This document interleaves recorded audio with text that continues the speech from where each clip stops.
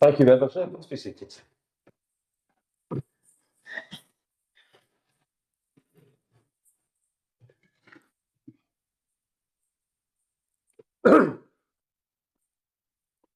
Let me offer you members a very warm welcome to this full council meeting of Inverclyde Council. To those of you in the chamber and to those joining online, also a warm welcome to members of the public joining us in the chamber or online. The first item on the agenda today is the apologies and declarations of interest. Provost, we have apologies for absence from Councillor Wilson. We'll now move to an attendance roll call before proceeding to the declarations of interest. Can the following members please indicate if they're present at the meeting either in person or remotely? Councillor Armstrong. Present in the chamber. Councillor Brennan. Present remotely. Councillor Brooks. In chamber. Councillor Cassidy. Present in chamber.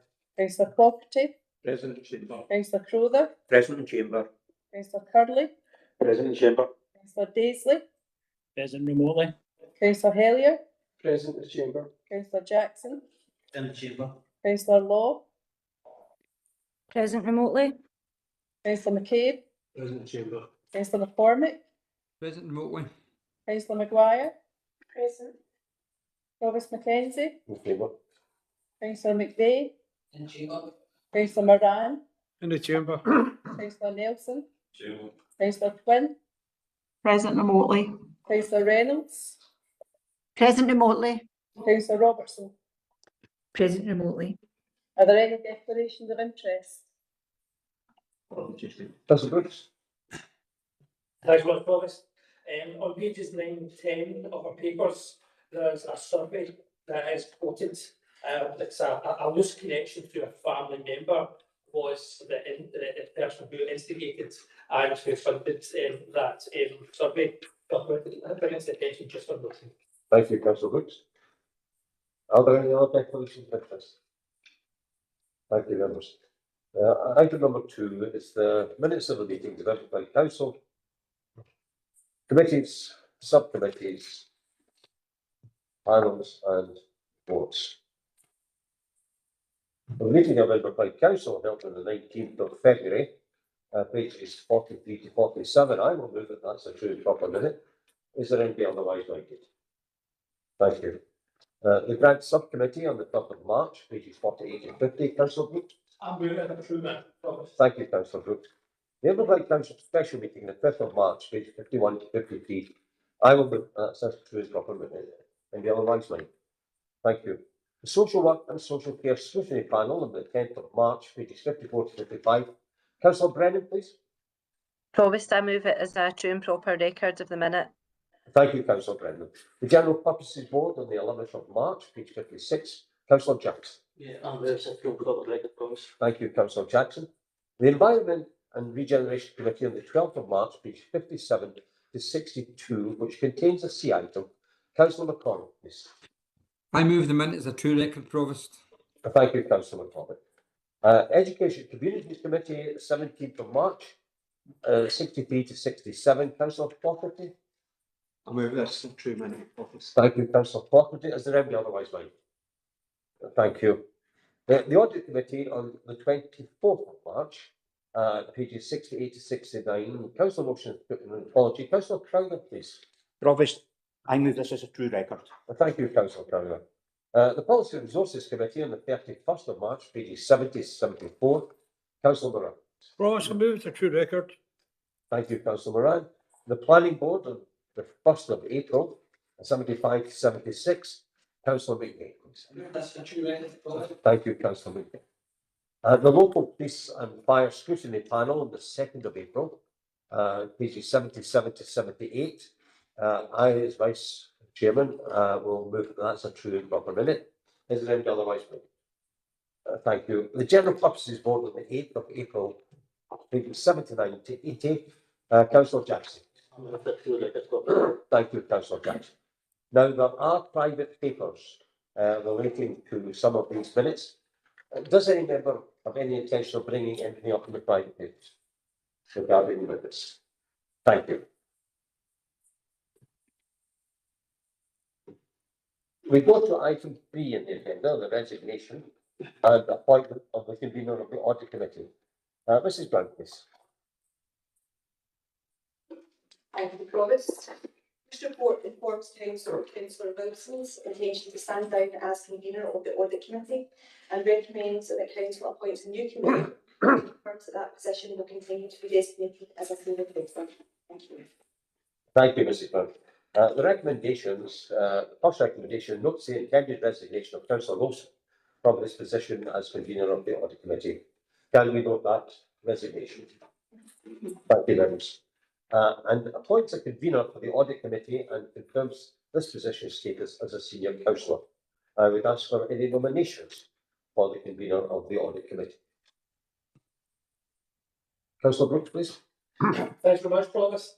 Yeah, Councillor Wilson gives his apologies, obviously we've heard, and he's sorry not to be in chamber today. He has an engagement that he can't miss. I would like to nominate Councillor Nelson as convener of the audit committee. Thank you. Thank you, Councillor Brooks. Do you have a seconder? I'll second that nomination, Provost. Thank you, Councillor McCrae. Are there any other nominations for convener of the audit committee? Councillor Armstrong? Thank you, Provost. I'd like to propose an amendment. I would like to nominate Councillor Curley as convener of the audit committee and Councillor Nelson as vice convener. Thank you. Thank you, Councillor Armstrong. Do you have a seconder for that motion? Convener, I will second that amendment. Thank you, Councillor Curley. Councillor Crowther. Do we have any other nominations for the position of convener of the audit committee? Mrs. Brown, please.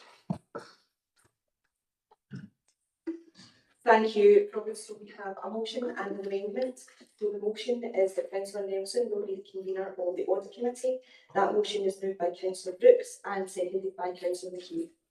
There's no changes to the vice convenership in that case. The amendment is a proposal that the convener will be Councillor Curley and that as a consequential change, the vice convener will be Councillor Nelson. And that amendment is moved by Councillor Armstrong and seconded by Councillor Finder. So if everyone is clear, I can vote.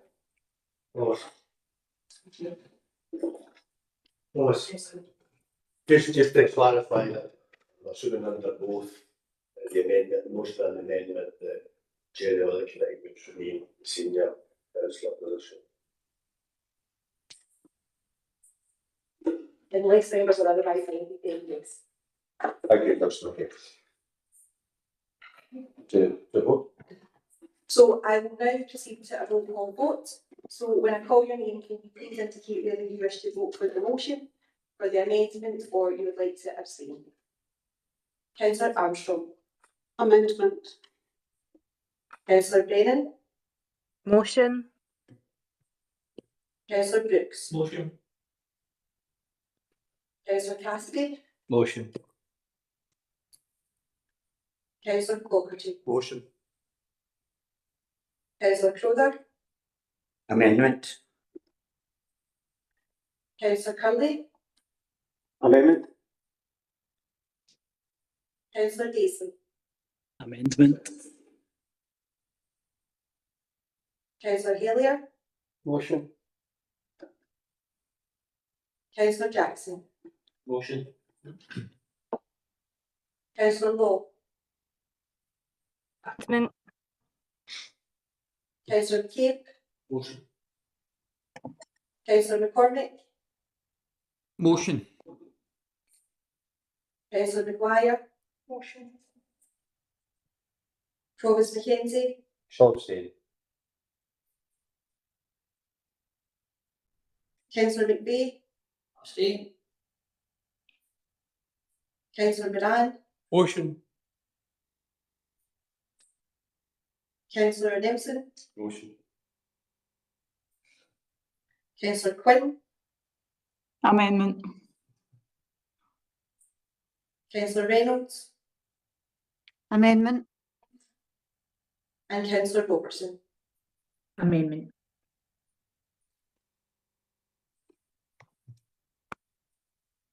Okay, so we have 11 votes for the motion, 8 for the amendment and 2 abstentions, so the motion is carried.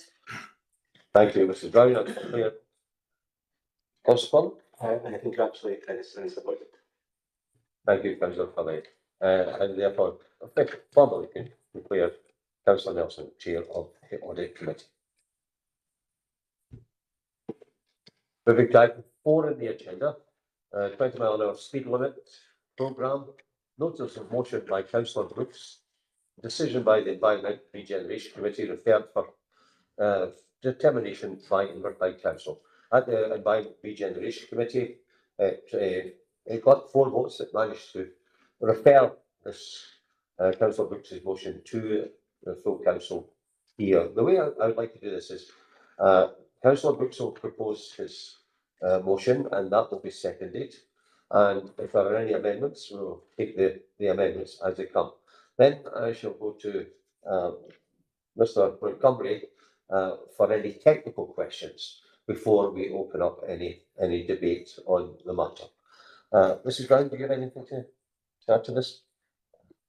Just for members' awareness, as to the reason that it's now a council council, so Standing Order 66B provides that decisions of committee can be referred for determination to the council if requested by at least 4 members present and voting at the committee.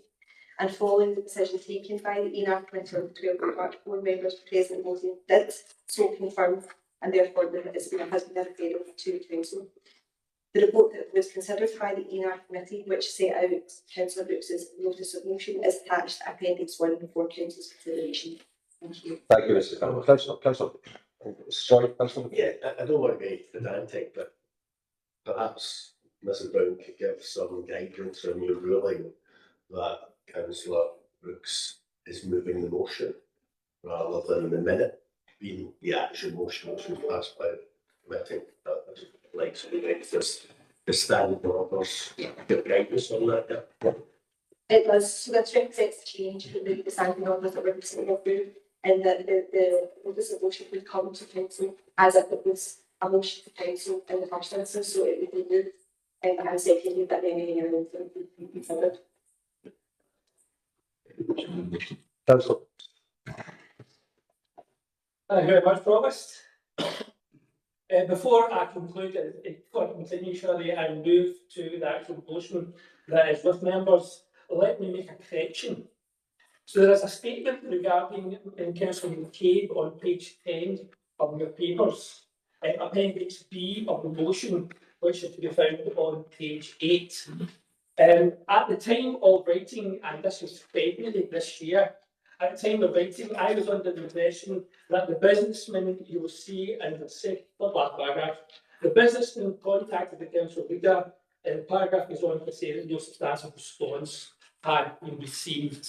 That was my understanding as of February when this motion was written after much consideration with legal. It has now been brought to my attention that that is actually not correct.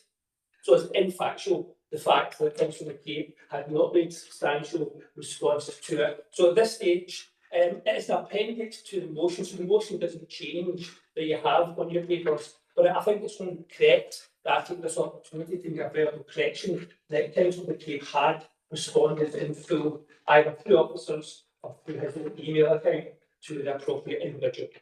I apologise if there's any consideration it's caused of any problems it's caused Councillor McCabe. So what has changed since we last debated this on the 4th of September 2025? Has there been any material change? And as Ms Brown has brought to our attention, the minutes of the meeting that we have just approved had a section C in it. And the decision of ENR at that ENR meeting was such that it agreed that the committee, having considered the motion by Councillor Brooks, take no action on this motion, and that, as there had been no material change of circumstances surrounding the implementation of 20 miles per hour speed limit in Inverclyde since the decision was taken on this matter by Inverclyde Council on the 4th of September 2025. So a crucial part of the reason the E&R made the decision that they made was due to no material change. Promised there's been 4 material changes since we last debated this on the 4th of September. Let me briefly give you the 4 issues. We now have a survey detailed, stated on page 9 of the papers. That survey information that 94% of constituents who voted in it chose to not support. That is the new material. There is also a 38 degrees petition now live, and as of I left my office a few moments ago, there was 300 signatures asking for this 20 mile an hour to be quashed or stopped. Whatever the phrase. It's not my petition. So there's a material change that we now have the voice of constituents. Third, at the council meeting on the 2nd of October, council McVeigh asked about the costs relating to the 20 miles an hour, turning it back to a 30 mile an hour. Officers were able to confirm to council McVeigh that it would be simply not much, just the burning of some paint and the removal of some signs. That was the information that we received at that meeting. Subsequently, Council Property asked on the 12th of March a very similar question at the E&R committee. I'm sure you remember well, Jim. You asked about the consequences of reversing it. And the officers were then able to update us and inform us that there would be high cost potential contractual penalties. There may be clawbacks of the grant from the Scottish Government. So since we last debated it, that is another material change. And the 4th and final material change, promise, is it has now been suggested, and underline was suggested, that we are using Transport Scotland guidance to implement policy change, which may be contrary to legislation. Section 14(1)(b) of the Road Traffic Act 1988. Now, I'm sure officers, we've got officers in the chamber here who spoke before. I'm sure officers will give us the reassurance that the law is being followed, but they may also give us an understanding that the Transport Scotland guidance has not been tested in court to implement policy change. So although our legal opinion is suitable, because I'm sure it would have gone through, Ms Brown wouldn't have allowed it to go through if it had been, but it hasn't. We can confirm that the policy change, using the section of the Transport Act, using the information from the Transport Scotland, has not been tested in court. So let's look at the motion that you have, colleagues, on page 8, because that's what we're debating. That is what we will do. We'll either vote for it or we will vote against it. Colleagues, we were all copied in an email yesterday, that's Wednesday the 2nd, it's the 22nd of April, from Councillor Cape, and I couldn't quote me Councillor Cape, I'm going to make sure that I do it properly. Do you have that permission to? I don't have, I don't have. So, are you willing for me to vote you? I'll vote myself later on. Okay, okay. So, okay, that's fine. So the motion, as such, was about whether the conversation from a constituent, they went to all members, so they did come today, was about whether we should stop the TRO that is due to come in on the 27th of April, which is obviously on Monday. So I can confirm to the constituent who sent that email that my motion before council today will not stop the TTRO coming live at 0001 hours on Monday, the 27th of April. So that is not what we're voting on. We're not voting on stopping, pausing, or removing. So what are we voting on? Let's be very, very clear. There's 4 points to the motion on page 8 of the papers. One is to note. I'm not too sure who wants to vote against noting. So we're going to note that there is public concern.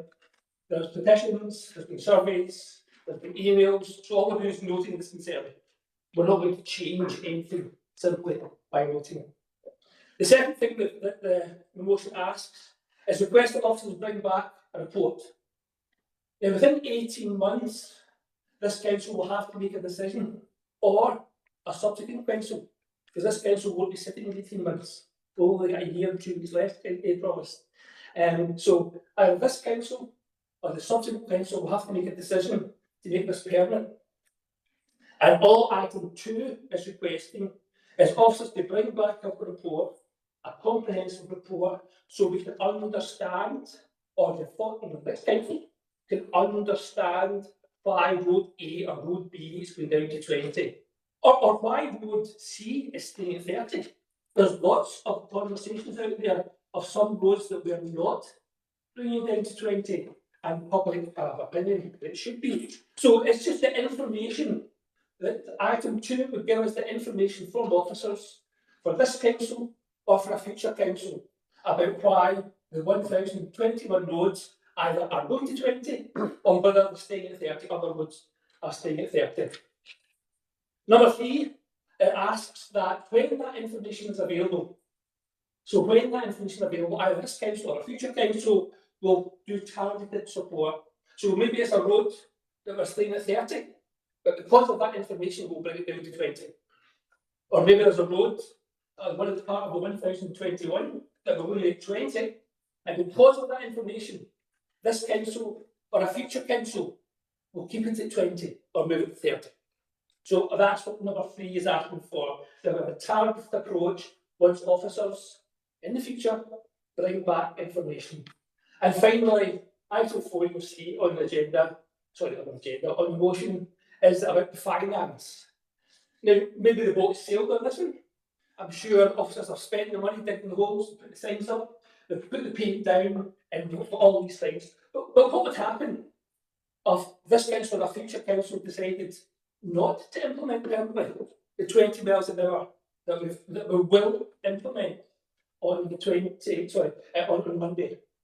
What would happen? So where would the costs come from? If you were to take the signs down, where would the costs come from? So number 4 actually asks for officers to agree to request officers to explore the costs.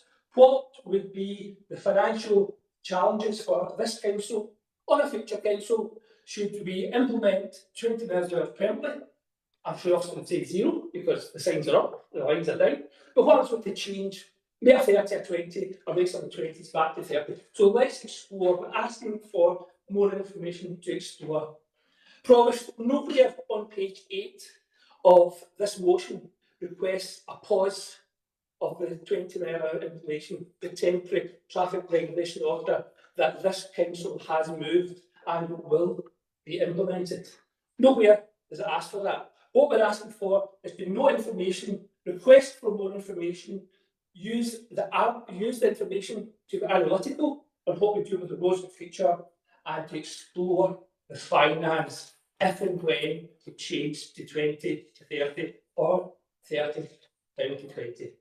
So, Provost, for members to vote against additional information, for members to vote against asking officers to help us understand the financial implications, for members to vote against noting the public concern would be a challenge for me. So I'll be supporting obviously the motion, and I'd ask Councillor Nelson to say. Thank you, Councillor Brooks. Councillor Nelson. Thank you, Provost. Yeah, I mean, I'm in agreement with what Councillor Brooks said. You know, to give more information, I think we're lacking in information as to what the accident statistics trends were, and I think it would be good if we could gather for the future. Thank you, Councillor Nelson. Do we have any amendments? Councillor Cullen.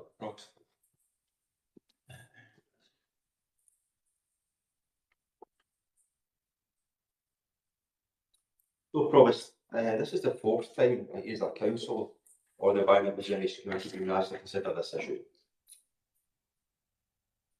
We've been asked now to consider it again 4 days before this prelims come into force, and while the flags have been removed from the signs. At the last meeting of the committee, I moved no action to be taken this motion, as there not been a material change circumstances surrounding the implementation of the 20 mile per hour speed limits in Inverclyde since the decision taken this month by Inverclyde Council on the 1st of 2025, and this has been mentioned in detail by Councillor Brooks. So I'll provide that clarity why consideration. The laws of physics haven't changed. A vehicle travelling 30 miles per hour is 2.25 times the kinetic energy of a vehicle travelling 20 miles per hour. There's been no change in research and effectiveness of low speed limits. We know the average person is 7 times more likely to die if they're hit with a vehicle at 30 miles per hour than they are at 20 miles per hour. And accordingly, why I'm moving the amendment SV group continues to support 20 mile proposals as developed by officers. And this is, I suppose, where we might be dancing ahead of the time here. Whilst there are some aspects that we think need to be reviewed, this can be done in the implementation process and resources concentration. This information gathering, consultation, all that effectively what Councillor Brooks is asking for his motion is hardwired in to what we're doing here with the 20 mile per hour speed limits. There is a process, there will be an opportunity for people to say, is that 20 mile per hour, 30 mile per hour? Is there a rationale for changing up or down in individual circumstances? I believe there's a package of proposals as it stands at the moment that reaches a balance in providing an important road safety measure whilst retaining the majority of arterial routes throughout Inverclyde at 30 mile per hour. This approach is in line with the national strategy.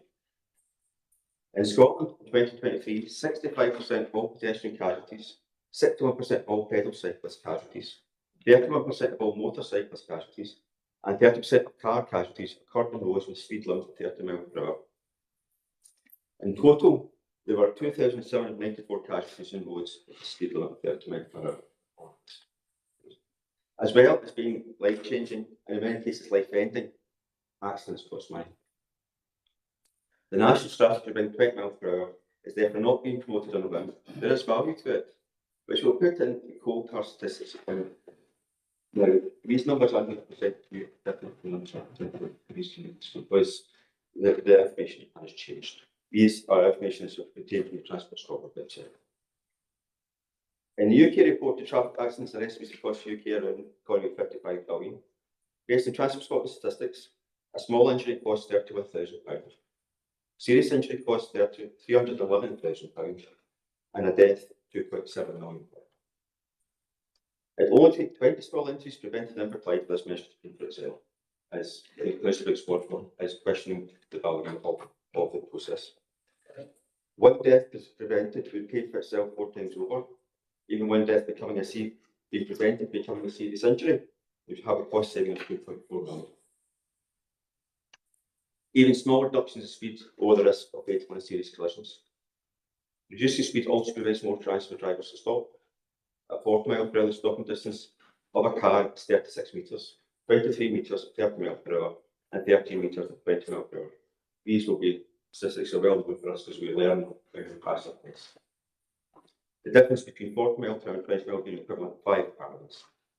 Even the reduction of 3 miles per hour on average results in a reduction in stopping distance of 4 metres based on initial speed of 30 miles per hour, almost a car length, and cost per difference of death. Turning to the poll, which Councillor Brooks has referenced, I use the terminology poll, not survey, because it is a poll. I am no doubt that a significant number of people in Inverclyde would click against on the poll.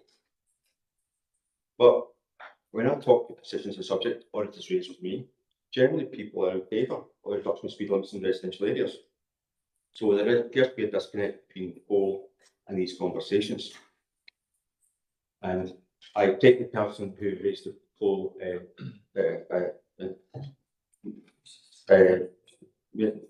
person who raised the poll, sorry. I'll just start. This may be due to how the poll was undertaken. I note this poll is self-selecting. These type of polls may have a large sample size, approximately 1,400 in this case. They suffer from severe selection bias because participants choose themselves to take part, and this leads to unrepresentative samples and therefore generally do not provide statistically significant results. I have inquired the person who organised the poll, and he has confirmed that the demographics, location, age, and sex of people contributing to the poll were not recorded. It is also possible that the poll was cut multiple times by a number of respondents. We therefore do not know how well this poll corresponds to the actual views of the people that apply with any competence. And I return to the point, this is a road safety issue. If your personal decision, 20 mile per hour speed limits in some of the roads, results in greater harm, or otherwise be the case, There's not a decision that sit comfortably with me. We've had representation that the people that cause us go, we should change our approach. But as elected member, I have to balance the competing views on a variety of subjects with my own conscience and public interest, and this is one of these times. Therefore, Provost, I formally move an amendment and no action be taken on this motion. I will stick with the terminology I used at the last time, as there's been no material changes or expansions to the implementation of the 20 mile per hour speed limit standard by this decision taken on the smart but Inverclyde Council, 4th of September 2025. I know it's going to let me second number. Thank you, Councillor Curley. Do you have a seconder for your amendment? Councillor Hill. Thank you, Provost. I'm pleased to second the amendment by Councillor Curley. The council has already had a considerable decision on the expansion of 20 miles per hour limits, and this is about confirming and implementing that decision. I recognise there are different views and concerns raised by our residents. These views should be respected, but elected members must weigh evidence, road safety principles, and the wider public interest, not simply to react to opposition when change is proposed. Measures designed to improve safety are often questioned at first. We have seen that before. But lower speeds can help reduce risk and seriousness of collisions while supporting safer streets for communities. This is not about ideology, it's about following through a decision already reached through proper democratic process. For these reasons, and for another factual we talk about, I would second the amendment. Moving on to the motion, and certainly in paragraph 1, notes of significant public concern. I would refer back to a recent Telegraph article where in 2025, with 2,200 speeding offences recorded in the area. One of these was approximately 17 miles per hour near a school. So surveys, yeah, they can say what they want, they can explain what they want, but we need to look at the facts. The facts are that these are speeding offences which have been recorded. And for that reason, I would second the amendment offered by Councillor Curley. Thank you. Thank you, Councillor Elliott. Technical questions to Mr. Montgomery. Is there any? Councillor Montgomery. Yes, I suspect I may know the answer to this, but I thought I'd ask it anyway. In regards to point 2, talk about reporting not back, I would have expected that when the council comes to reconsider this by the 18-month point that we would have had such a report back to the council. Would that be correct in that assumption that there would have been a report that would outline the benefits of or the findings of the time that we spent on the TPRO? Through you, Provost, just to outline the process going forward. So when the speed limits come into force on the 27th of April, there will be a period where we allow the public, the community and the road users to experience those changes. We will then monitor any changes in speed. We've already carried out implementation speed surveys on 140 locations across Inverclyde. We will revisit those in summer, and we will carry out an informal consultation in summer. And the intention would be then to report back to the Environment Regeneration Committee on the outputs of the surveys and the consultation in circa October, November this calendar year.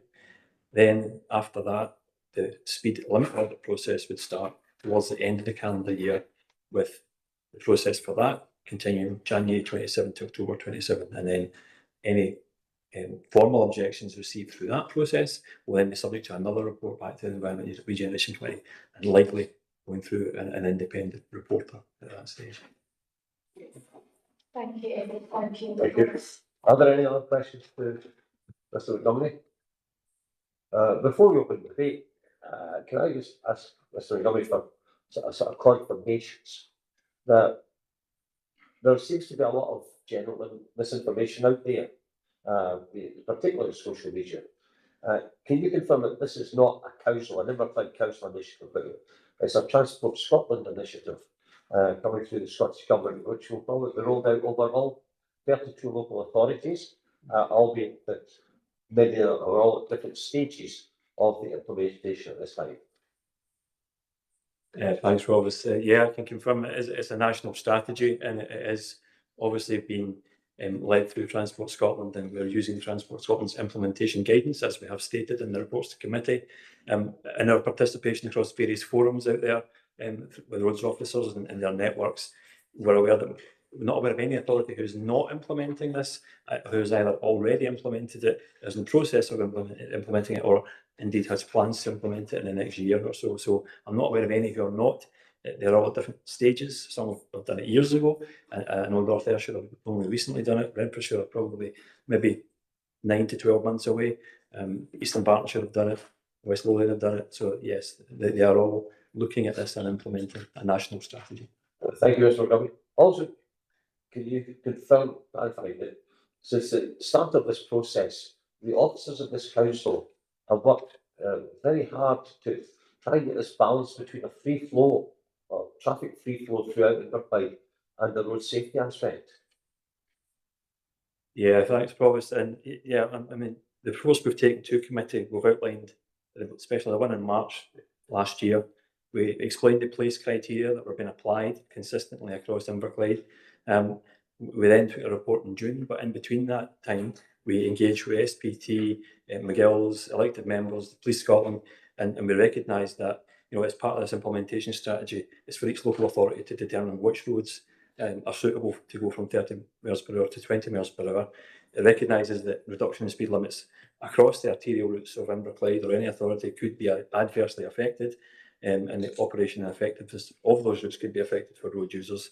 This means that the decisions on what roads are suitable can be taken at a local level, and the guidance allows a degree of flexibility for that. We have listened, we've consulted, as we've said, and it was agreed that all category A and B roads should remain at 30 miles an hour unless they pass a school or directly through a town centre where part-time 20 mile an hour restrictions are already in existence in some locations. Other routes have remained at 30 miles an hour to keep the arterial routes at that speed to allow movement of traffic and to keep the majority of traffic on those routes. So the reports to committee officers feel clearly detailed and record how the criteria have been applied, the reasons for retaining existing speed limits on arterial routes in response to consultation, and to maintain that coherent and efficient road network with key routes remaining at 30 to support the safe movement of traffic. Thank you, Mr. Montgomery. And you've already clarified that after the trial period is over, then any streets or roads that could be problematic can be changed. Absolutely. Obviously, the monitoring and evaluation process recognises that after a period of monitoring, the speed on some roads may need to be refined or modified, either in length or additional speed management measures to create suitable self-enforcing roads. And as has been outlined in the reports to committee, consideration may also be given to reverting some to 30 miles per hour in part or in full if necessary. Thank you, Mr. Montgomery. Thank you. I'll now call for any other No, thanks for promise. Councillor Woods. Thanks very much. Thanks for Ms Brown. We've just heard that the national strategy is in place, and that's one of the reasons that we are implementing the policy that we have agreed and we will be implementing from that. But as the Roads Authority, under section 14(1)(b) of the Road Traffic Act 1988, it's our responsibility for which roads are or are not 20 miles an hour. Yeah, that's quite clear. Councillor McKay. Ms. Brown. We really just wanted to clarify, was there a question, a specific question? Just, who's responsible? Is it the national strategy or the legislation laid down in the 1998 Act? It's the legislation, so it would be the council as roads authority. The guidance from Transport Scotland is guidance. It would be the council's decision whether to proceed with it or not, and that's what's happened today. Thank you. Do you want to come back in, Mr. Brown? Yeah, probably. So hopefully try and clarify. I mean, if it's in relation to the temporary traffic regulation orders and the use of them, you know, we've reported in the previous reports to committee.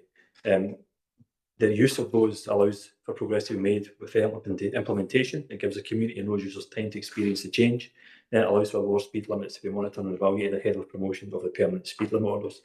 Section 14 of the Road Traffic Regulation Act that Graham's quoted allows a local roads authority to introduce temporary traffic regulation orders where necessary for the following reasons: because of the likelihood of danger to the public safety, or preventing danger to road users.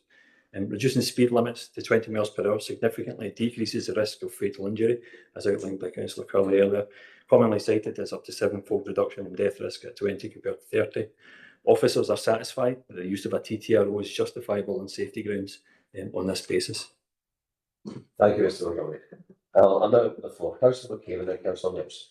Yeah, thank you, Provost. I think I'm having a bit of a day with my experience here, thinking back to September. But we are, Councillor Brooks likes to test us in this council. But I have to say there'll be a lot of disappointed people, the thousands who are watching online and waiting with bated breath to hear the outcome of this debate. Will be disappointed to hear that actually he's not trying to stop the rollout of 20 mile an hour. It's just wanting information that maybe at some point in the future they might move the pause to 20 mile an hour and reverse side. So it's not, this is not the big debate that people out there are thinking, and maybe the press were thinking we're going to be writing a story on.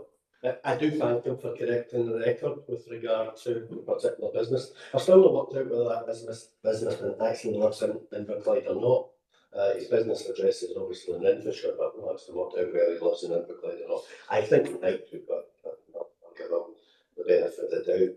I think I had more engagement with that businessman around this particular issue than I've had the rest of the 78,000 population of Inverclyde combined, which shows you the level of engagement I personally have had on this particular matter. But there is a vocal minority out there, and we see that on social media, absolutely. We've seen this survey poll, whatever you want to call it. We even had grumblings in my own family about it, I have to say, about this particular matter. So we know there is opposition to the principle of, you just don't think it's the right thing to do, and that's fine. That's fine. There is a silent majority out there who've not commented on it, and they may or may not support the proposal. We don't know at this point in time. I don't think we can make decisions based on surveys, polls like this, right? I think we actually have to trial the scheme first and see how it works out in practice, right? And that's something we're agreed on now. Previously you wanted to stop it, but now you don't want to stop it. You want to trial it. You want to trial it. We don't know how long. You want to trial it 3 months, 6 months, 9 months, 18 months, but you want to trial it. And I think that's the only way you can test whether this is the right thing to do. And you are absolutely right, Councillor Brooks. This is a decision for this council, right? We could have 31 councils in Scotland with a similar scheme, and we could be the odd one out. That's fine. That's the legislation allows us to a different arrangement in Inverclyde from the rest of Scotland. So absolutely, the decision is ours, and we have to accept that the decision is ours. But after the trial period, during the trial period, we'll have as it's been said, we'll have the impact monitored. We'll then have a full formal statutory consultation, and we've went through numerous statutory consultations on those issues in this council before. And we will go through a similar process, and if there are maintained objections, we'll have to hear them individually, etc., etc. We'll go through that process. And I think that, as I say, is the only way to actually find out if this is the best solution for Inverclyde. But what I would say is we've come a fair way from the original proposals that were developed by officers, and there was full engagement with elected members. We had another sessions collectively and individually around that. And I think proposals that are on the table at the moment and which will be implemented in the 27th strike that fair balance between the safety of pedestrians in particular, but also other producers, and keeping traffic moving. I came here today from Kilmacole. I implemented the 20 mile an hour in my street, in the next street, before I got on the 30 mile an hour, the Lochrannoch Road. And then I got on to the 60 mile an hour, and then carried on down to the 50 mile an hour on it in Greenock, and then the 30 mile an hour, and I came down, and it made that not one jot of difference in terms of my travelling time from Kilmacole. So I think people fear that this plan will slow down the flow of traffic. I don't think that's right, but we will see once the plan's implemented. And as has been said, and I'm sure I speak for all elected members, if there is the need for changes can be made. Some roads might revert to 30 mile an hour, or some roads that are at 30 mile an hour might go to 20 mile an hour. those changes can be made. I personally don't foresee a fundamental change taking place, but you never know. And much has been made by the businessmen in particular and others about how we enforce the new speed limits. The reality is, with all speed limits, with all laws, you rely on the vast majority of the public adhering to the law and complying with the law. And that's generally what happens. Generally, people stick to speed limits. But if people don't stick to speed limits, then the responsibility rests with Police Scotland to enforce the speed limits. And there is absolutely no difference between, and I've said this before in this chamber, enforcing a 20-mile-an-hour speed limit and a 30-mile-an-hour speed limit. It's the exact same process, the exact same resources. It doesn't require 1,000 extra policemen to enforce a 20-mile-an-hour speed limit compared to a 30-mile-an-hour. It requires the exact same resources to do it. And as has been said, these 20-mile-an-hour programmes are being implemented all across Scotland. So if any of us or any of us in Inverclyde crosses the border into North Ayrshire or Renfrewshire or close to East Renfrewshire or Glasgow, etc., we'll be faced with the exact same scenario. So in some way, Inverclyde should be that wee island that sticks to the 30 mile an hour and everywhere else goes to 20 mile an hour. Really not particularly rational. And you did reference, Councillor Brooks, the email we got from a fairly prominent citizen of Inverclyde yesterday, and I won't name the prominent citizen of Inverclyde. He's obviously known to the 22 councillors that he emailed with a passionate plea for us not to go forward with this. He will be disappointed that you were actually happy for this to go forward. But the reality is, in things like this, which are contentious, perhaps the safe thing to do is, and there's 1,000 people, 300 in the petition, etc. Yeah. And that's 3,000. 3,000 petition. We better just change our mind here and go popular. Whereas actually in issues like this, issues of public safety, issues of importance, issues of real principle, politicians need to lead. We've seen that in Parliament recently, we've seen it in Parliament different times over the years. We've seen it in this chamber when we made very, very difficult decisions around our school estate as well. At times, politicians need to lead. You need to lead the community forward to change, not always be behind the community. And in this instance, this is exactly the type of issue where we need to show leadership and say that we need to change here. We need to slow cars down. We need to make our streets safer. We've seen recently, and I'm not getting into particular individuals, but we've seen recently examples of how unsafe our streets can be at times. And I think this is about making our streets safer. It's about slowing people down a wee bit and slowing the pace of our life down a wee bit. Maybe if we can't go up 30 mile an hour, we're talking about 20 mile an hour, maybe we just need to set off from our starting destination a minute earlier to get to that destination in time. We don't always need to be rushing. And when we're driving cars, we're driving a very, very dangerous weapon that can cause incredible harm to people. So we always need to be conscious of that as well. So I think this is absolutely the right thing to do for the people of Inverclyde. As I said, we may change things at some point in the future. Some of us might not even be here to make those changes, including yourself, Councillor Brooks. But the reality is, I think this is here and now, we're the ones that are making the decisions, and the right decision is to go forward with this programme and then assess it at the appropriate junction in the future, get all the information we need, the information you're looking for, and more, and then we can make an informed decision as to what we implement on a permanent basis. But now is the time to have the trial, to monitor it, and to see the impact. So I will support the amendment of Councillor Scully. Thank you, Councillor McCabe. Councillor Nelson, you have already spoken, of course, with the second of the motion, but I'm interested to hear what you have to say. Well, you're asking quite obvious and authentic questions.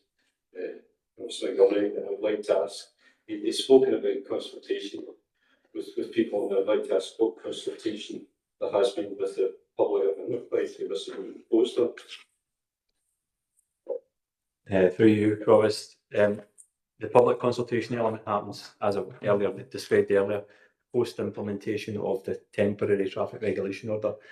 So you have to experience the actual changes to be able to meaningfully comment. So that the public consultation will be done informally, and that's something we don't have to do as part of the process or the implementation guide that Transport Scotland have put out there for people to follow if they desire. So we're actually doing two different rounds of consultation: an informal consultation at midpoint, and then a formal consultation as part of the speed limit orders. That's the opportunities for consultation, and those consultations will make a difference, or can make a difference in terms of changes to the proposals or what's out there. Thank you, Mr. Montgomery. Councillor Nixon. Yeah. Up to date, has there been any consultation done with the public? Not to date, not with the general public, no. The consultation has been, as described in the reports to the committee, with the different bodies. Thank you. Thank you. Councillor Moran. I thank Provost. I wasn't going to speak Provost because I know it was fully debated at the Economic Regeneration Committee. But I think as it is, keep it full council and give me an opportunity to say a few words on it. And I'll take you back, Provost, to me this is not anomalies regarding road safety within Inverclyde. And I'm going to talk about our ward, you Shankill Wood, we've got speed bumps right up Shankill Wood, but Landby Street is right behind it, which is the main road there, where the Gibson Family Centre is. There's not. And we've had a lot of problems with people complaining about speed. They use it as a rat run because it's continuously blocked. They got over Gibbs Hill to escape the backlog, and they're having it along here. Our constituents have complained us on numerous occasions about that. So if this was some way to go fix that, it'd be great.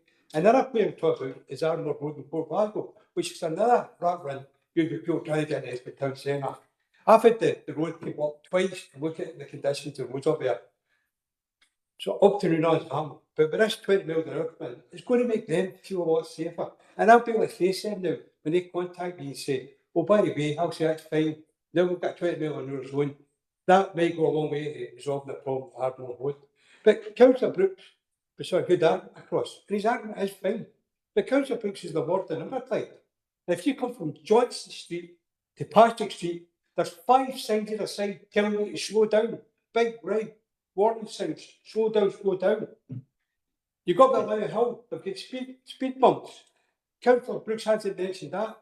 Does it work? Of course it works, because you see that big line flash, you tell you go too fast, automatically you slow down. You slow down because that's the correct thing to do. And that's the exact same thing if you see a 20 mile an hour road zone, will make you think, and I just say, Provost, will it take care of bad drivers? Well, no. Will it make the road safer? That we want to see. But what it will do, will make the driver sit and think and slow down. It will make them think twice before they hammer up some wood doing excessive speed, which happens every other day of the week here. And at the end of the day, as Councillor Colley says, the data is there, the statistics is there. If you get hit at 20 miles an hour, you've got a great chance of surviving that. 30 plus, you're not. So even in the health and safety of our constituents, the resident, it makes sense to put these 20 mile roads up. And another thing too, maybe to mention, within Inverclyde, some of the lowest car ownership in the whole of Scotland. So a lot of people there don't even got a car, or not even a voice here. They're the people we represent. The people that drive the buses and the trains that don't even have a car, but they use our streets and their kids use our streets. They want to be able to play. If they worry about some nutcase coming up with a car and hit them doing excessive speeds, this will work this 20 miles an hour. And the other thing, the financial consequences shouldn't even be discussed here, because if you save one life, there's no price you can put on that, Provost, and that's what I would say. Thank you, Councillor. Councillor McGee. Thank you, Provost. I think in general terms, we are all supportive of efforts to make our roads safer, especially in outside schools and urban areas. But the particular approach that's being proposed, I believe is disproportionate and in many places completely unnecessary. Now, there are issues with this proposal, and I'll maybe touch on some of them. Take Togo Place, for example, Provost, just runs off Dempster Street. Now, it's roughly the same length of the Grand Corridor. Doesn't even reach to your base. Now, that's got probably a 45-degree gradient. If you drive into Togo Place and go at 5 miles an hour, you're going to rip the sun right out the bottom of your car. And when you're leaving, you're down the hill with the brake because it's so steep. Fancy Park Place, Provost, Goddard Place, Gerdes Drive, Kestel Place. You can't even do 20 mile an hour in these streets. And there are many of them, all across Inverclyde, in many wards. So we're going to spend money to put things up there, and I really don't see the sense of that, Provost. In fact, I think it's a nonsense to spend money in that way. But during this discussion and previous discussion, Provost, I've often heard the stat that you're 7 times more likely to be killed or seriously injured if you're hit by a car at 30 miles an hour rather than 20 miles an hour. Now, I absolutely accept that statistic. And I understand that it may be the reason some members support these proposals. But if safety is truly the basis for our decision to go ahead with this, Provost, then why stop there? If safety is the issue, which we've heard from members, why are we not proposing to make every 30 mile an hour road currently 20 miles an hour? Why are we not lobbying Transport Scotland to make the A8 and A78 20 miles an hour as well? Because this is past. People are still going to cross the A8 and A78. They're still going to cross 30 mile an hour zones. So are we not concerned about them getting hit by a car because we're leaving them at 30? And I think it's a fair and a fair question. Because if safety is a priority, shouldn't we be consistent in our approach? Although deep down, I think many of us know that it maybe not be the best idea to make the A78 20 mile an hour all the way. But Provost, I believe if we want to save lives, we should focus on areas where we know there are speeding issues. We should listen to what the people are telling us. They live in these areas, they make complaints, they contact us when they see speeding cars coming down the street. For example, Provost, the Esplanade. How many times over the years have we seen the Esplanade featured in the Telegraph about boy racers speeding along the road, the young people in general speeding along the road all the time? How many times has that been raised at the Community Council meeting? I'm sure Councillor Clough will attest to that. For many, many years. Albert Road and Clough Road are featured recently where residents have quite likely complained about speeding across there as well. Gone Harcourt Street in my area, that's got 20 flashing signs. It's got all sorts of signs, it's got all sorts of markings on the road, and we still make complaints about people speeding through that area, Provost. And I suspect that if we ask these residents and we gave them a choice, do you want a 20 mile an hour sign up or do you want a speed bump on your street? I'm pretty sure most of them would choose to have a speed bump. But we know, Provost, and I'm sure somebody will remind you at some point, that this money is round face for what's being proposed. But I believe we should be challenged back the Scottish Government and saying, let's spend this money where we know it will actually improve road safety and save lives. And we could also well as assistant present evidence-based cases to support our positions. Now, they may or they may not agree to that, and that's fine. But again, if safety is our priority, then okay, earmarked reserve, but we're just reserve Provost. I mean, with the one-way system in Current Drive, going quite well for what I'm doing, can we use £100,000 as earmarked for the passing places on Current Drive? Can we use that in Clough Road? Can we use that in Albert Road? Because if I was a good councillor, I would certainly be pushing for it. And the last time we promised there was £1 million, over £1 million in the Net Zero fund. Did we use some of that money for road safety? And interesting, the way that we promised to take the planet to save people and improve road safety and save lives in Inverclyde. I know where I would be in that one promised. But these are our communities, and we can prioritise road safety and save lives promised. If we have the political will to do so, we can do it. We are the council, bring motions forward. But then there's the issue of enforcement policy. And a lot of chat and social media and elsewhere, we hear, well, we enforce the 20 Can it be enforced? But many times in the past, Provost, I've been contacted by residents where they're complaining about people speeding in their roads, and I've contacted Police Scotland, and within a couple of days, they're out there with the speed cameras enforcing the speed limit. And I don't think that's not going to change, Provost, as far as I'm aware. So enforcement can be done, and I suspect enforcement will be done if there are complaints with people speeding over the 20-mile speed limit. And that's a concern, Provost, because under these proposals, people who drive for a living, taxi drivers don't declare an interest, Provost, delivery drivers, carers, chase people, they could get points on their licence for example, driving at 25 miles an hour on Finnitt Street, and there's no penalty for driving at 20 miles an hour on Union Street. That's inconsistent, Provost, unfair and unnecessary. And in addition to that, it's going to take them longer to do their job. There may have financial implications. These things have to be considered. I believe we should be focusing on targeted evidence-based road safety improvements, not a blanket measure that wastes money and undermines public confidence. The people of Inverclyde expect us to apply reason, balance, and common sense, not policy by protocol, Provost. Thank you. Thank you, Councillor McVeigh. Councillor Helen, you of course have already spoken with seconding the amendment, but I'm interested in what you have to say. Thank you, Provost. Provost, that makes a point of order. Mrs Brown, how many times have we allowed to speak? What did the standing order say? You clarify. Points within the Provost discretion. It's within the Provost discretion. I get back. Thank you, Provost, and thank you for giving me the opportunity to speak. Yeah, I mean, I listened to the debate here with great interest. We talk about the balance of probability and the probability of roads, in particular roads where it's whatever speed limit.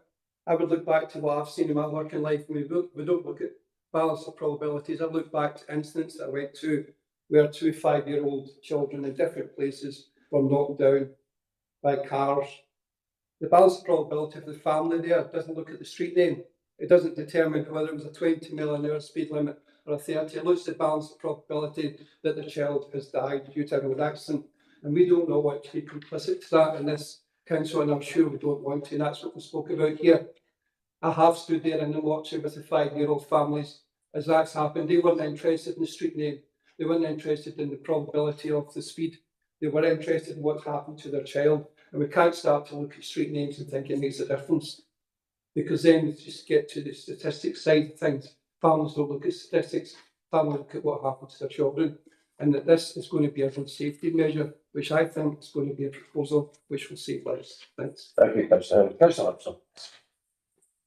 Thank you, Provost. Like Councillor Mann, I'm not entirely sure I would speak today, but I think it's worth just spending a couple of minutes reflecting on why cars are dangerous. I think many of the points have been raised. We've heard that we have at least our share of very poor drivers in Inverclyde. Now, this chamber can't in itself do anything about that. We have to rely on other agencies, the police and the courts, to get these drivers off the road. The next thing is the weight of cars. Cars are very much heavier than they ever were before, and I think it's reasonable for members of the public to say why the attention on speed now. And part of the reason for that is cars have become more dangerous. They're heavier. I've read the average weight of a car has gone up by over 20% in little more than 10 or 15 years. We can't in this chamber do anything about that. The other thing is how cars announce themselves. Cars used to be really noisy, and unless you had a hearing problem, you could hear a car. So cars are a lot quieter.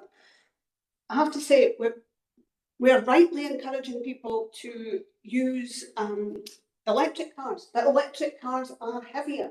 So the problem I was on about before, auto obesity. It's a wonderful term about how heavy cars are. And they're heavier and they're quieter. Again, we can't do anything about that. And that brings us to speed. And speed is within the powers of this chamber. And I, unlike Councillor Curley, most people I would have to say who have approached me about this issue have not been in favour of 20 miles per hour. But I don't see my job as coming in here and just repeating what the last person said to me. For me, it is a matter of trying to make decisions that are in good faith, in the best interests of people in Inverclyde. And I see that as the more we can keep uninjured and alive, the better. I'll be supporting the amendment. Thank you. Thank you, Councillor Armstrong. I don't see any other lights, so I don't see any hands online. Mrs. Brown. Thank you, Thomas. So the motion. Oh, sorry, Councillor Brooks. Yes, of course. Thanks very much. Usually the person can speak twice. Sorry? Usually the person can speak twice. Not a comment, Mr. Brown. If the promise wish anybody to speak twice. It's not going to finish it. Sorry. Colleagues, thanks very much for informed debate. I've heard nothing from your mouths that will be against you supporting the motion before us today on page 8. Nothing. Let me just go through a few comments that have been made just to give clarity, in no particular order. My writing's not very good, so hopefully I get it right. Councillor Armstrong, heavily car speeds, absolutely. We need to ensure that the cars for pedestrians are safer. And the safest speed for any vehicle to drive on the road for the pedestrian is 4 miles per hour. I'm not sure if we want to make an amendment and we'll change it to 4 miles per hour. Councillor V said the ring fence money maybe shouldn't be actually simply used. We should push back. Now, I've heard that many times from the Labour seats, that we should push back on ring fence money and allow us to make the decisions. Maybe I don't get it for yourselves. So this would be an opportunity, or would have been, sorry, past tense, I would have an opportunity. Exactly, I said would have been, I didn't say have been. So there we go. So yeah, interesting that the ring fence money didn't come up from the Labour benches, or the Labour seats, should I say. Speed limit challenge with Councillor Curley, absolutely. Councillor Curley, you're spot on. The speed limit is a challenge and we have to make sure it's right. Polls don't affect material voting. Absolutely, all those things are correct. Nothing in today's motion goes against what you said. So I'm sure you'll withdraw your amendment. Councillor Heller, sorry, I agree. Speeding, you have experience, obviously, as a road traffic officer, I believe it was, for the police. The past life, I had a number of funerals. I won't go into details, but I'll let councillors read in between the lines. Yes, speed does affect injury and death. Nothing in today's motion will change that. So, looking forward to Councillor Herrier supporting the motion. Councillor McGee, stick to 30 miles an hour, of course. People who stick to 30 will stick to 20. The whole idea of making our streets safer, I didn't see anything in your speech. I didn't see anything in your speech, Councillor McGee, that would be a problem for you to support a motion that has been tabled with that plan. And finally, Councillor Mann, nutcases, your words, not mine, I like it now. Yeah, these little signs 20 are not going to make any difference to nutcases. They don't make a difference in Union Street. That's where you're a councillor for. They're 5 on either side. Don't make a difference. What I agree with you, that they will make a difference to obviously nutcases speaking, and nutcases is a very interesting one. People who are misusing and breaking the law, it won't make a difference. So I agree that in the motion for us, there's nothing here that we can actually challenge those people who misuse. So, Provost, throughout the 4 points of the motion that I won't reiterate for time's sake, I can hear by my own ears the support of the council. Thank you. Thank you, Councillor Mrs. Brown. Thank you, Provost. So the motion is with Councillor Brooks, seconded by Councillor Nelson, and that is the notice of motion is set out within your papers. The amendment is with Councillor Curley, seconded by Councillor Taylor, and that's that no action should be taken in respect of the matters within the notice of motion. Thank you. When I call your name, please indicate if you would like to vote for the motion, the amendment, or you would like to abstain. Councillor Armstrong, Amendment. Councillor Brennan, Amendment. Councillor Brooks, Motion. Councillor Cassidy, Amendment. Councillor Fogarty, Amendment. Councillor Crowther, Amendment. Councillor Curley, Amendment. Councillor Daisley, Amendment. Councillor Hillier, Amendment. Councillor Jackson, Amendment. Councillor Law, Motion. Councillor McCabe, Amendment. Councillor McCormick, Amendment. Councillor McGuire, Amendment. Provost McKenzie, Amendment. Councillor McVeigh, Motion. Councillor Moran, Amendment. Councillor Nelson, Motion. Councillor Quinn, Motion. Councillor Reynolds, Amendment. Councillor Robertson. Amendment.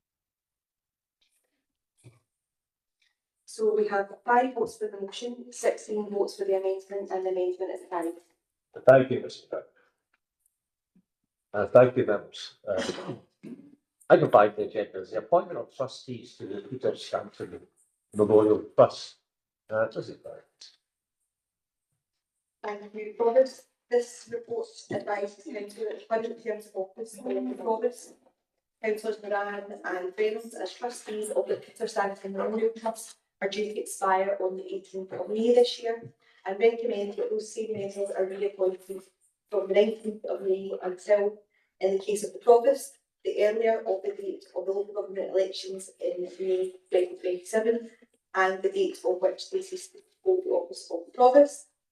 And in the case of councillors Reynolds and Moran, until the earlier of the date of the statutory meeting of the council to be held after the local government elections in May next year, and the date on which they cease to be an elected member of the council. Members may have also supported an erroneous date reference in paragraph 3.5, which of course refers to a date in the future of the 4th of December 2026, which should indeed be 4th of November 2025. Happy to take questions. Thank you. Are there any questions for Mr. John? Can we agree the recommendation? Thank you. Item 6, the remit from committee, capital strategy 25 and 35, and treasury management strategy statement, and annual investment strategy 25, 26 and 27, 28, a remit from the policy and resources committee. Mr. Forbes. Thank you, Provost. This report fulfils the regulatory requirement to review the capital strategy for the council and agree the capital strategy for the management of treasury and investment activities over the forthcoming year. In terms of the capital strategy, this reflects the investments required to support the council's asset management plans and the capital budget approved by council on 5th March 2026. And treasury management and investment strategy outlines the indicators and limits within which the council's borrowing and investment activities will be managed over the forthcoming year. This report has already been considered by Policy and Resources Committee and has been remitted to Council for final approval. I'm happy to take any questions. Thank you, Mr. Forbes. As stated, this is already paid before the Policy and Resources Committee. Does any member wish to comment? Councillor Brooks? Sorry, Mike. Sorry. Councillor Sparrow? Thank you, Provost. On page 37, under the coastal assets, it does mention there about the mapping of the coastal assets. I was just wondering if it's possible that the elected members could get a copy of that in due course.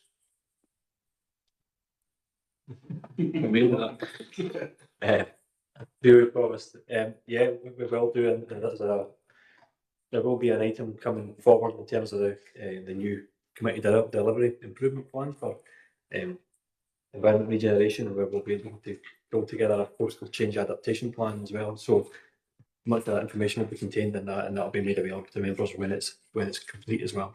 That's lovely, thank you. Content with that, councillor? Yes, I'm Thank you. Are there any other questions? Have we included recommendations on page 15? Thank you.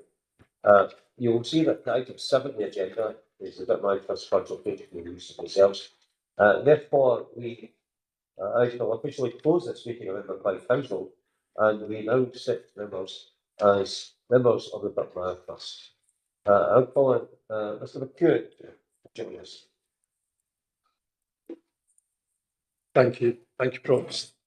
This report provides Council, as trustee of the Birkmire Trust, with the findings of recent community engagement with local residents regarding the use of £37,000 of reserves from the Birkmire Trust.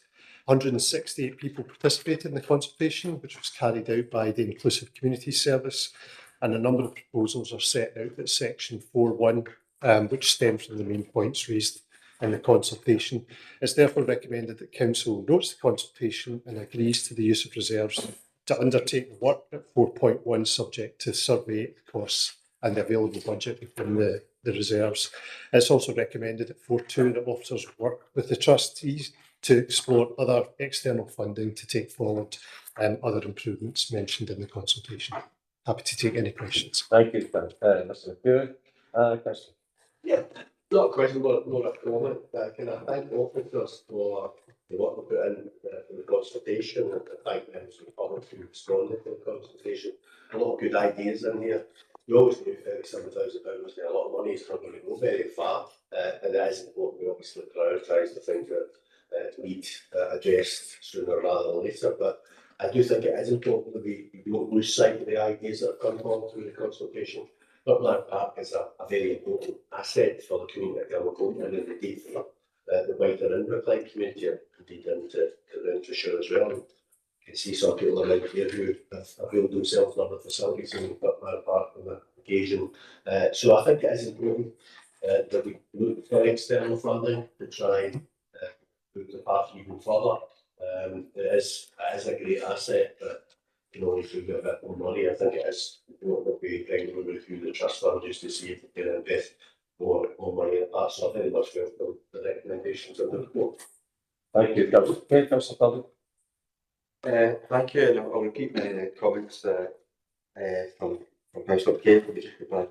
We only got one councillor here today, otherwise we might be doing something else. So more than saying.